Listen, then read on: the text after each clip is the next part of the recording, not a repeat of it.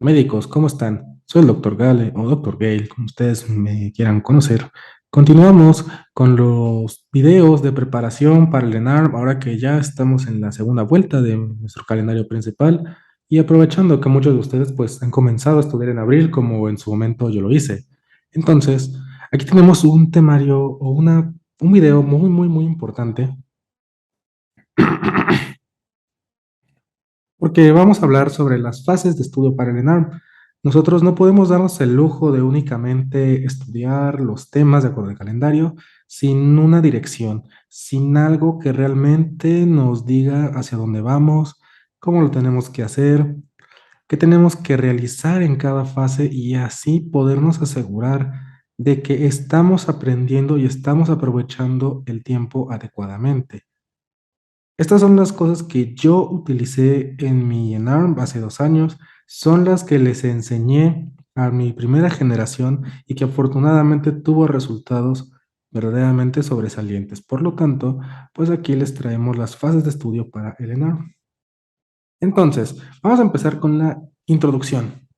Recordemos entonces, ¿no? Que el estudiar para el ENARM de seguro ustedes ya se dieron cuenta de que es algo realmente complicado. Son muchos temas, muchas patologías diferentes, muchas especialidades diferentes. Sobre todo lo que son los bloques de cirugía y medicina interna a veces se escapan, no tienen una relación entre ellos o es muy difícil establecer los puntos. Hay algunos que te van a recomendar que lo hagas como por aislado, o sea, está bien, te concentras en neuro, te concentras en cardio, te concentras en neumo, estudias neumo, pero tarde o temprano vas a saturarte. Son muchísimos temas, son cientos de temas. Yo mismo los pasé. Estoy seguro que ustedes, si ya le dieron una vuelta al calendario o si ya revisaron un calendario de estudio, sea cual sea su guía, ya se dieron cuenta de que son muchísimos. Y si nosotros no establecemos una verdadera relación entre ellos, va a ser muy complicado realmente poder entender las patologías. Nuestros temarios, curiosamente, están diseñados para eso. Si se han dado cuenta, algunos temas o se relacionan o incluso se llegan como que a intercalar o repetir a pesar de que son especialidades diferentes. Y esto tiene un objetivo, y es que tú entiendas que al final muchas patologías se pueden manifestar de uno u otro modo e identificar adecuadamente de qué se trata en el caso clínico es lo que te va a permitir dar con el diagnóstico adecuado. El ejemplo más común es entre cardio y neumo, que muchas veces las enfermedades se parecen un montón, o cualquiera prácticamente de infecto en el área de pediatría, en el área de ginecología, en el área de cirugía general y prácticamente cualquiera de las distintas presentaciones de medicina interna. Entonces, tú tienes que asegurarte de eso, de que vas aprendiendo poco a poco y de que vas relacionando las enfermedades con los sistemas y a partir de ahí, tú puedes realmente llegar al diagnóstico diferencial. Desgraciadamente, a veces nos han tocado temas que no tienen ninguna relevancia, ¿no? Esos, preguntas control que hablábamos en el primer video de esta serie, de que son preguntas que realmente nadie conocía y aquel que la tenga bien es porque o se la dijeron o tuvo mucha suerte, la leyó alguna vez que se perdió dentro de esos capítulos bien raros que aparecen en los libros de medicina o de plano pues tuvo suerte, ¿no? Recuerden que tienen un 25% de probabilidad de acertar a cualquier pregunta, nada más por el hecho de responder. Entonces, son cosas que uno no se tiene que preocupar, son cosas que uno no tiene por qué analizar, únicamente las lee y cuando uno dice, no, de verdad, no tengo ni idea de qué me están preguntando, esto no tiene sentido, no tiene relevancia, ponle lo que sea, sáltatela. Ya sabes, no tienes que gastar tu tiempo en esas preguntas porque son imposibles de responder y nadie las va a tener bien. O al menos la gran mayoría no las va a tener bien y por lo tanto no van a contar o sea, no va a afectar. Vas a seguir sacando 72, 73, 74, 82. Por una pregunta no te vas a gastar media hora de tu tiempo. Solamente déjala ir. Es una pregunta. Tienes 279 más para realmente salir adelante. Y también nos han preguntado cosas que no son competencia del médico general o al menos no con los objetivos que establecen la mayoría de las universidades, ¿no? Por ejemplo, odontología en su momento o medicina tradicional, y otras cosas, ¿no? Que últimamente incluso metieron guías de práctica clínica de enfermería. Entonces, digo, son preguntas control que si la tienes, que bueno, tienes un acierto más, pero realmente si no las tienes, Nunca van a ser más de 5 o 6. Y yo siempre les he dicho, no podemos decir que no pasamos a ENARM a menos que vayas a oftalmo, ¿verdad? Pero si no es tu objetivo ir a oftalmo, no podemos culpar a no haber aprobado el ENARM por 5 preguntas. Nosotros tenemos que ir siempre más allá. Si medicina interna pide 61, tú ve por un 66. Si cirugía te pide 63, ve por un 67. Si trauma te pide 66, ve por el 69, ve por el 70. Tienes que ir así. ¿Por qué? Porque vas a tener, uno, un colchón y dos, mucha seguridad de que sí lo vas a lograr. Nunca busques el mínimo. Eso no sirve porque si fracasas en obtener el mínimo, se acabó. Afortunadamente, la ENAR pues cada vez tiene más plazas. Desgraciadamente las sedes no son las mejores, pero tiene más plazas. Entonces, si tú te pones a jugar bien tus cartas, vas a adquirir tu plaza y también vas a obtener una buena sede. Entonces, concéntrate mucho y recuerda que tienes que ir un poquito más allá del mínimo siempre para asegurar tu lugar. Y si tú vas con esa mentalidad, sin problema lo vas a conseguir. Acuérdense lo que yo les decía, no es un todo o un nada, o más de 70 o menos de 50. No hay tintas medias. Entonces, vamos a hablar ahora sí de las fases después de esa tremenda introducción que me aventé, ¿no? La fase uno es la que yo llamo el primer contacto. Aquí es donde tú estás leyendo por primera vez tu manual, tus guías de práctica clínica, tus resúmenes, o estás teniendo el primer contacto con la plataforma de estudio o el curso que hayas decidido contratar. Aquí yo te recomiendo revisar a fondo cada tema, ya sea por tu manual, leerlo bien, entenderlo bien, pero nada más, revisar a fondo cada tema. Yo siempre les he dicho que en la fase de primer contacto no hay que hacer resúmenes, porque, uno, porque es muy tardado realmente, dos, porque no tenemos ritmo, o al menos es lo que yo pasé durante mi fase de estudio, no tiene ritmo. Entonces era demasiado difícil para mí siquiera estudiar uno o dos temas del ENARM bien. Saber que había entendido la patología, saber que entendía cuál era el método diagnóstico, saber cuáles eran los datos clínicos, saber cuál era el tratamiento inicial. Entonces, si se dan cuenta, los calendarios inician siempre así, con poquitos temas y después le van cargando más y más y más la mano. ¿Por qué? Porque ya lo revisaste bien. Entonces, yo prefiero que ustedes dominen los temas principales a un ritmo adecuado y si ustedes creen que pueden dar más adelante, está bien, pero si ustedes se agotan tras eso, es más que suficiente. Es poquito, quizá van a ver que hay cursos que son muy, muy intensivos, pero se van a agotar muchísimo. Aquí recuerden que no es de velocidad, es de resistencia. Lo poco o mucho que sepamos lo tenemos que saber bien y así sin problema vamos a poder responder los casos fáciles y medios y tendremos la capacidad de responder la mayoría de los difíciles por descarte. Ese es el objetivo de esta fase, entender a fondo cada uno de los temas principales para que realmente obtengamos buenos resultados. Entonces, aquí viene leer uno o dos temas por día. Es todo, no más. Si vas a leer artritis reumatoide, perfecto, se acabó. Guía de práctica clínica de artritis reumatoide y artritis reumatoide en el resumen de tu curso, en el resumen que compraste, en videoclase o en el manual de tu preferencia. Y ya, ¿no? O le agregas artritis y lupus, porque aprovechando que lupus no tiene como tal guía de práctica clínica, ¿no? Entonces te ahorras ese pedacito. Así tiene que ser tu estudio, nada más. Si te vas a estudiar insuficiencia cardíaca, estudia bien insuficiencia cardíaca. ¿Cuáles son los datos clínicos? ¿Cuál es la clasificación de Noria o Stevenson? ¿Cuál es el tratamiento de primera línea, el de segunda, cuáles son los métodos diagnósticos, en qué población es más frecuente, cuáles son los factores de riesgo? Son muchas cosas por tema, entonces sí te conviene dominarlos bien. Aquí entonces la fase yo le digo de know-how, el entender cómo le vamos a hacer. Y esa fase te tiene que dar la tranquilidad de que estás estudiando bien, de que estás empezando a caminar, a gatear y a correr. Poco a poco tienes que empezar a estudiar. No te puedes comer al mundo en un día. No hay deportista, por más talentoso que sea, no hay artista, por más talentoso que su primer trabajo sea una obra maestra. No se puede. Tienes que ir paso a paso. Y si lo haces de este modo, te aseguro que vas a llegar muy lejos. Aquí viene nuestra famosa distribución semanal, que es estudiar 5 días a la semana. Tú eliges los que sean. Generalmente nosotros en el calendario lo ponemos entre semana porque muchos de ustedes, como yo en su momento, estudiábamos y hacíamos el servicio social al mismo tiempo o otros trabajan con jornada normal y aprovechan la noche. para estudiar, ¿no? Entonces, siempre estudia 5 días a la semana. Tu tiempo realmente es el que tú tienes disponible. Y es lo que yo les decía en el primer video. Si puedes estudiar 1 hora, perfecto. Si puedes estudiar 2 horas, te felicito. Si puedes estudiar más de 3 horas al día, eres un afortunado. Pero no por eso tienes que robarte tiempo que no tienes. Tienes que tener tiempo para descansar, para comer, para asearte, para ser un adulto funcional, pues todo lo que tú requieras. Si tu servicio te toma 6 horas u 8 horas de tu día, tienes que contemplarlas. Si tu trabajo te toma 6, 8, 12 horas de tu día, las tienes que contemplar. Si tienes dos trabajos, los contemplas. Si te haces mucho tiempo de traslado, lo contemplas.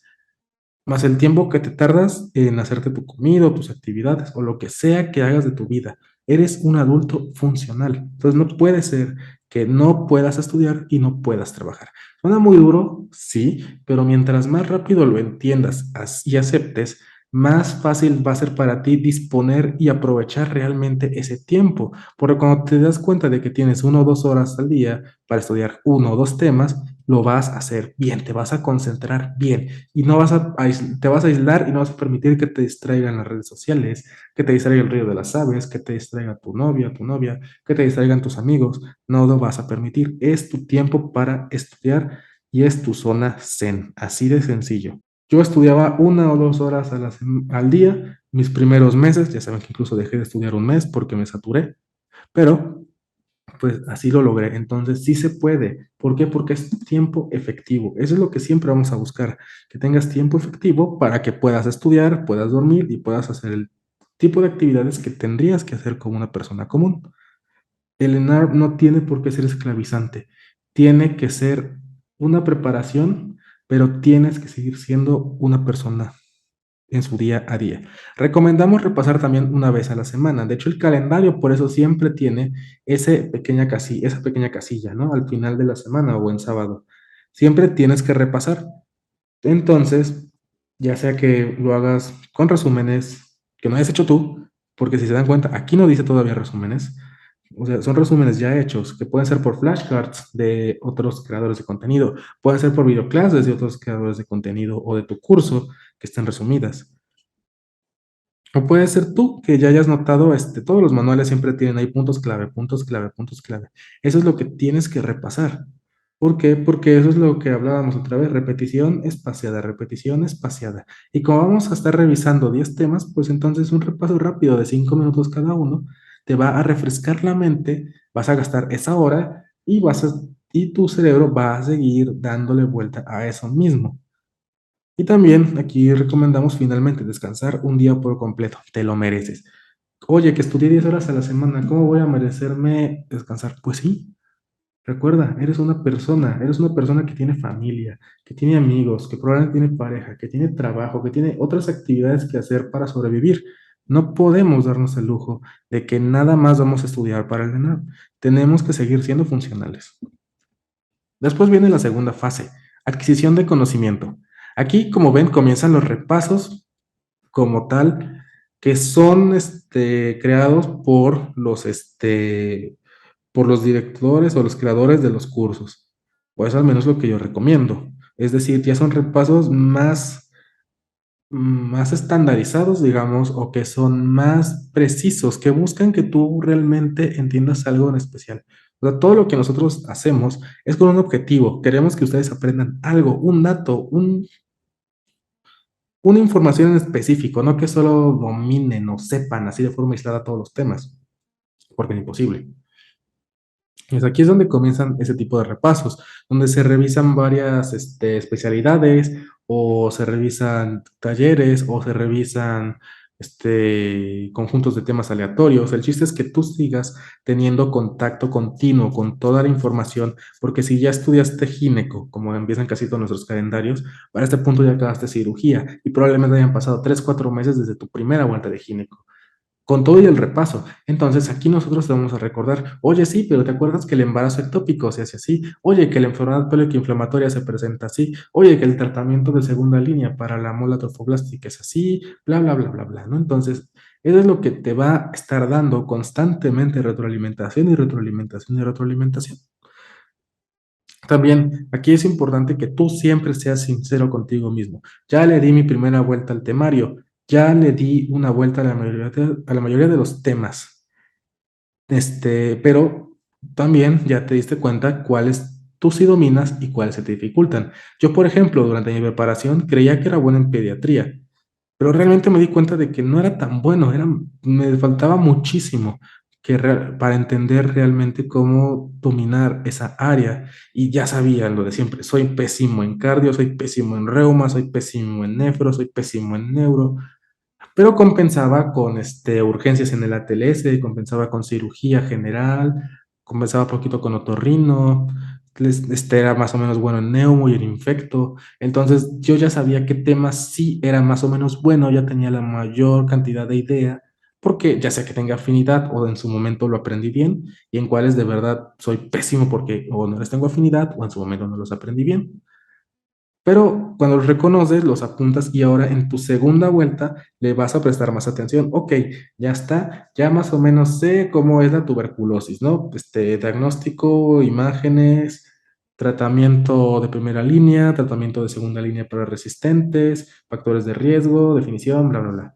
Pero todavía no entiendo bien los algoritmos del ACLS y el BLS de cardio. Bueno, pues entonces, rápido repaso tuberculosis, acabo el bloque rápido de infecto y así dedico un poquito más de tiempo al bloque de cardio, porque es donde yo ya sé que tengo dificultades, que tengo carencias, ya es donde el estudio se vuelve personalizado. El calendario sigue ahí, pero sigue siendo una guía nada más.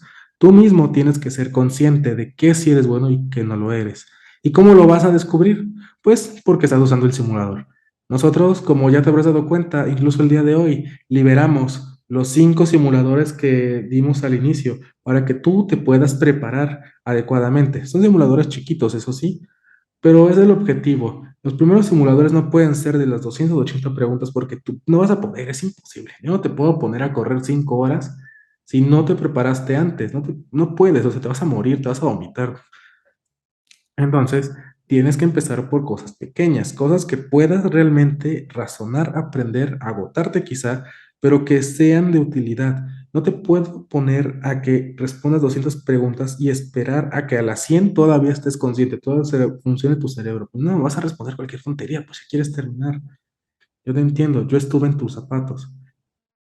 Entonces, tenemos que empezar con cosas chiquitas. Y una vez que tú respondas ese simulador, vas a decir, ah, mira, resulta que no soy tan bueno en gineco como creía, ¿no? Porque todavía no entiendo las hemorragias del primer y el tercer trimestre. O no entiendo bien la dinámica del trabajo de parto. O mira, yo creía que era muy bueno en neuro porque tenía un muy buen profesor, pero los conocimientos que yo tengo de neuro no son los adecuados para el ENARM.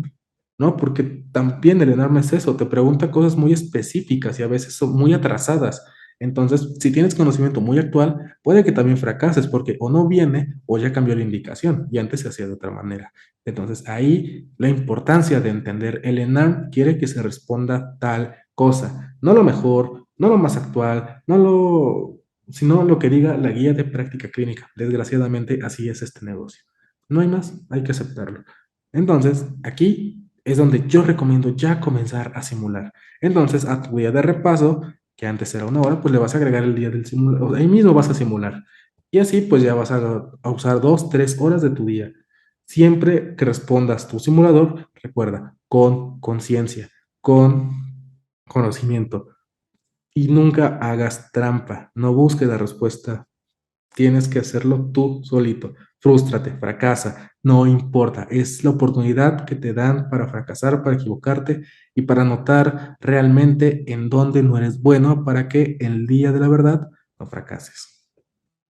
Después viene la fase 3 que es de integración. Aquí ya llevamos varios meses de estudio y práctica. Generalmente aquí es donde estamos a punto de terminar la segunda vuelta, de comenzar la tercera, y es donde nosotros ya estamos viendo que todo el mundo empieza a hacer repasos más complicados, que empieza a hacer talleres más complicados, que empiezan a hacer preguntas más difíciles. ¿Y esto por qué? Pues porque ya conocemos y tenemos la mayor parte de la información. Ahora el problema es darle forma, es darle sentido, porque en este punto todavía tenemos datos ahí como muy aislados, pero lo importante aquí va a ser identificar los datos clave. ¿Qué dice el caso clínico que era la respuesta para esta situación. Eso viene en el simulador también, en la retroalimentación. Entonces, préstale mucha atención a la retroalimentación de tus simuladores. Por ejemplo, en Armaster y Produmet, cada uno a su modo, pero tienen una muy buena retroalimentación. Yo usé los dos. Realmente la de Produmet es difícil, es pesada, es mucha información, desgraciadamente, pero es muy buena. Es muy buena porque me acuerdo que decía, el párrafo tal de la guía de práctica clínica dice esto y esto viene en tu caso clínico. Y el de Normaster pues es no más simple, sino más preciso, así de, mira, esto y esto es lo que te daba el diagnóstico, tan, tan. Cuestión de gustos, la verdad. A mí me gustan mucho los dos. Yo trabajo todavía con el Master, me gusta mucho, pero es eso, hay que prestarle mucha, mucha atención a la retroalimentación. Y también aquí te recomendamos revisar los repasos y talleres de casos clínicos, ya sean los de nuestro canal, sean los de tu curso, sean los de otro creador de contenido, revísalos, porque ahí únicamente se revisan datos clave, puntos clave, qué es lo que dice el caso clínico, con esos objetivos que tú ves abajo. Dominar el diagnóstico diferencial, reconocer, yo creo que lo más difícil siempre va a ser esto, el estudio inicial para una patología, el estudio confirmatorio para una patología y a veces también el gold estándar para una patología. Pueden sonar incluso que los tres son el mismo, pero no es cierto. Y la guía de práctica clínica siempre te lo va a decir. Y si uno revisa nuestras clases, siempre hacemos énfasis a eso. Estudio inicial, estudio confirmatorio, gold estándar. Incluso vienen marcados con un color diferente cada uno para que te sea un poquito más fácil de recordar. Pero es eso, tienes que entenderlo a tu modo como sea, pero tienes que ser capaz de decirte a ti mismo y decirme a mí cuál es el estudio inicial, cuál es el estudio confirmatorio y cuál va a ser el gold estándar. Y finalmente, yo te recomiendo siempre conocer el tratamiento de primera y segunda línea de cada enfermedad. Te puedes saber el de tercera, sí, pero yo creo que eso es en caso de que ya domines los temas generales y todavía tengas tiempo de estudio. Yo me sabía uno que otro, pero pues como por asociación, o sea, porque lo leí dos, tres veces y una parte se quedó en mi cerebro, ¿no? Pero realmente yo nunca intencionadamente me aprendí el tratamiento de tercera línea, porque sería una pregunta muy, muy elevada de dificultad y prefiero que domines bien los temas básicos a que te sepas el tratamiento de quinta línea de artritis reumatoide, ¿no? Que no te fallaron todas, o el tratamiento de quinta línea para neumonía adquirida en la comunidad. No, no tiene caso, a pesar de que es un tema esencial aunque tú te sepas los primeros dos y qué hacer en caso de alergia al de primera línea, es más que suficiente. Difícilmente el ENAR te va a preguntar más de una vez algo fuera de todo esto. No es lo mismo. Siempre se los voy a repetir. El ENARM es un examen sencillo. Solamente hay que entender qué es lo que quiere de nosotros y así, sin ningún problema, lo vamos a poder derrotar. Finalmente, la fase 4 que es de ejecución. Aquí yo siempre les digo, ya estamos en septiembre, ya estamos a 3 semanas de hacer ese dichoso examen, 2 a 3 semanas, ya estás preparando tu maletita porque pues otra vez decidieron hacerlo en lugares que no son ciudades grandes, no sé por qué, pero bueno, ya estás preparando tu maletita, ya tienes tus vuelos o ya tienes tu reservación en hotel, ya te estás mentalizando.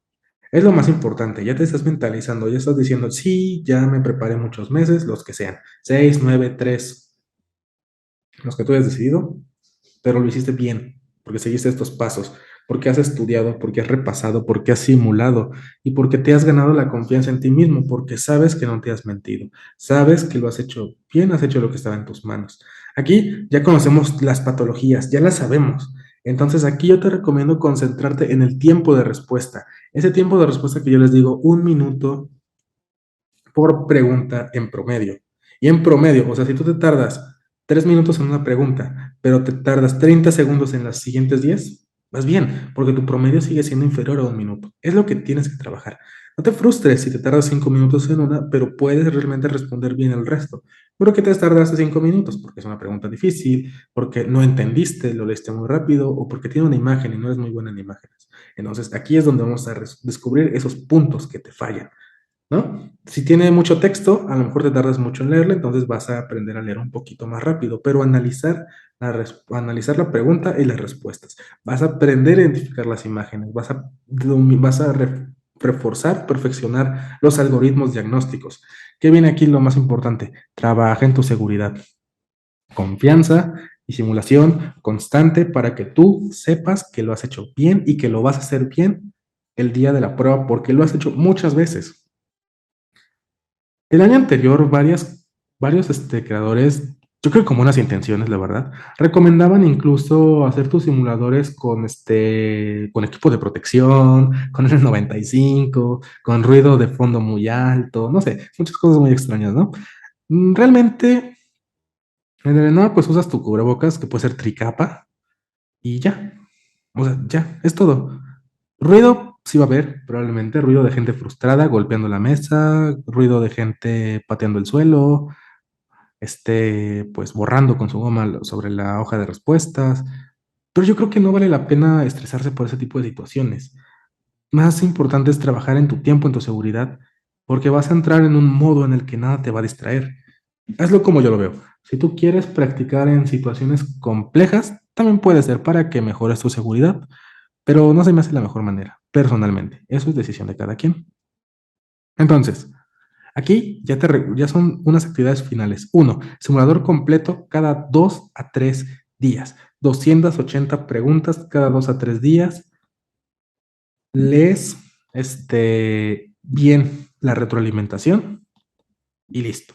Solamente vas a repasar los temas por bloque, o sea, esos repasos que luego ya sacan de 2, 3 horas, o repasar los temas por sección, es decir, sección de neuro, sección de cardio, sección de neumo, que esos suelen durar 1 hora, 1 hora y media, y ya, se acabó. O los resúmenes, que también se leen en 2 horas más o menos, por eso se estructuran así. O sea, no es porque seamos unos flojos y los hayamos decidido hacer de 30 páginas, no, es porque se pueden leer en ese tiempo. ¿Y por qué siempre hacemos énfasis en el tiempo? Porque somos humanos, porque nos agotamos, porque nos cansamos, porque nos frustramos, porque ya leímos el mismo tema 8, 9, 10 veces y seguimos leyendo el mismo tema 8, 9, 10 veces más para responder ese examen. Entonces, todo esto es justamente para eso, para que tu mente no se sature, para que disfrutes este proceso. Realmente yo recuerdo algunas conversaciones con mis amigos. Me encantaba estudiar para el ENARM. ¿Por qué? Pues porque por fin pude tener contacto con muchas enfermedades que no conocía por cuestiones de la carrera o porque era un vago, ¿no? Pero los estaba entendiendo y los podía aplicar, creía que tenían un fundamento.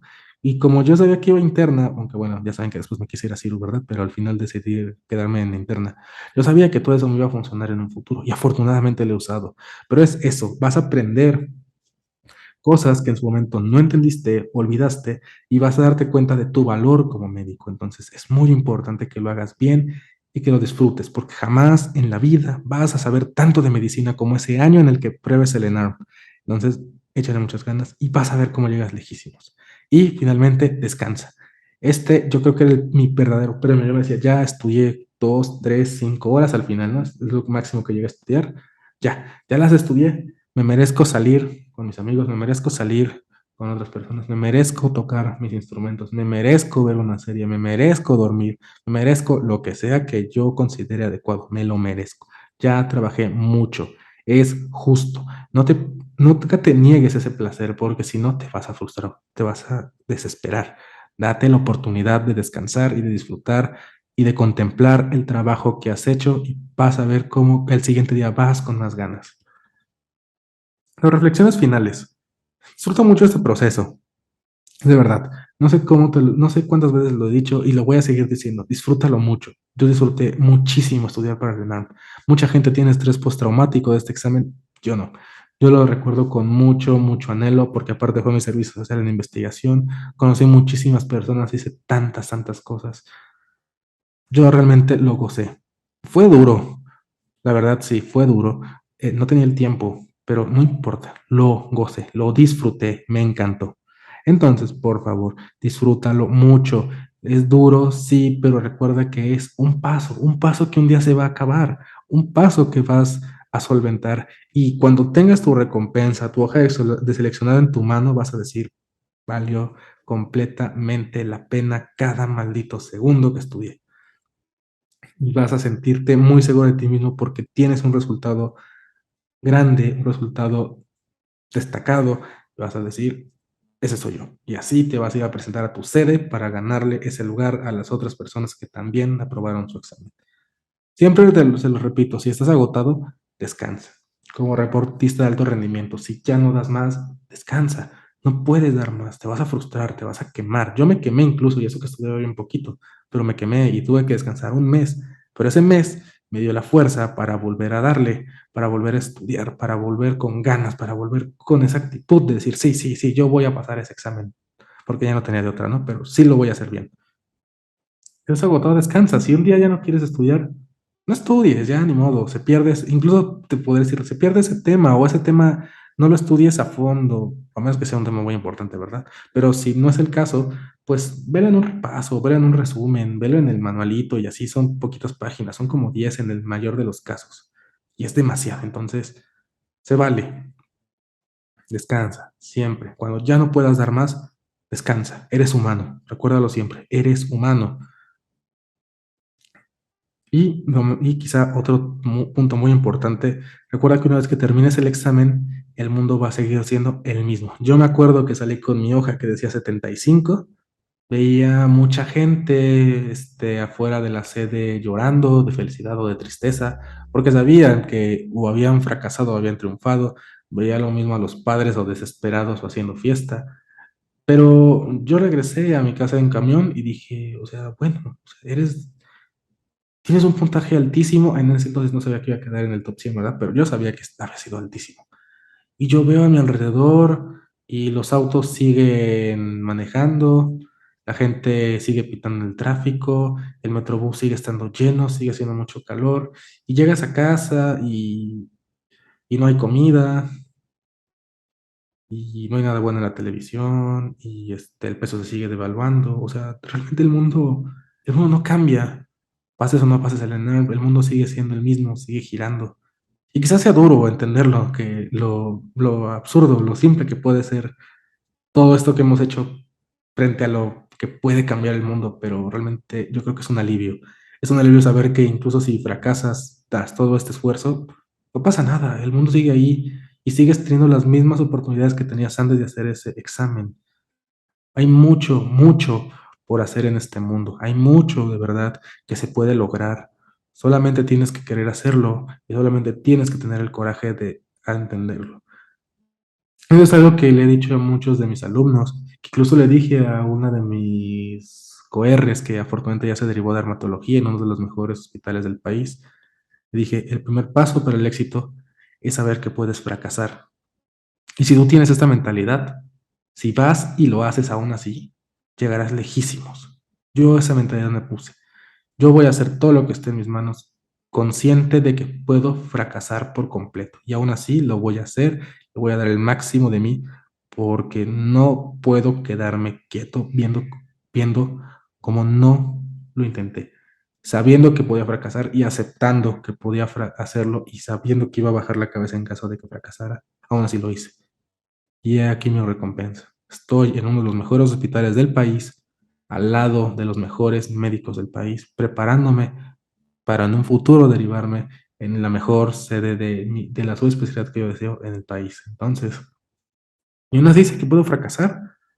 Y si fracaso, lo intentaré en el R3. Y si fracaso, otra vez lo intentaré al finalizar interna. Y si fracaso, lo intentaré el siguiente año. ¿Por qué? Porque hay mucho más. Mi vida no es solo la medicina y no es solo este curso. Tengo muchísimos proyectos en mente. Tengo muchísimas cosas que hacer en esta vida. Así que un fracaso es solamente una piedrita. Mi vida es mucho más grande que la medicina. Se los voy a repetir toda, toda, toda la vida. Lo mejor de la medicina es lo que está afuera de esas cuatro paredes. Ustedes son el ejemplo de todo eso. Entonces, médicos, el primer paso para el éxito es saber que puedes fracasar. Y bueno, mucha filosofía, mucha reflexión, mucho sentimiento realmente. Me ha dado mucho gusto hacer este tipo de videos con ustedes, donde ya después de la terapia y de muchas cosas que me han sucedido, ya podemos hablar un poquito más de frente, un poquito más en confianza. Yo les quiero agradecer mucho por su apoyo, por estar aquí todo este tiempo. Les aseguro que lo van a lograr, independientemente de si siguen mi guía o no. Si ustedes se esfuerzan, lo van a lograr. Entonces, no olviden seguirnos en las redes sociales. Recuerden que tenemos curso de preparación y si no, seguimos publicando en nuestras redes sociales mucho material de estudio gratuito. Siempre, como yo les digo, esto es en pago a la vida por esa oportunidad que me dio y es todo lo que les pido al final. Que ustedes sigan este mensaje, sigan dando su tiempo y su trabajo a las personas, que al final es lo único que realmente podemos hacer como humanos, como personas de bien. No hay más en esta vida. Muchas gracias, nos vemos en una siguiente emisión.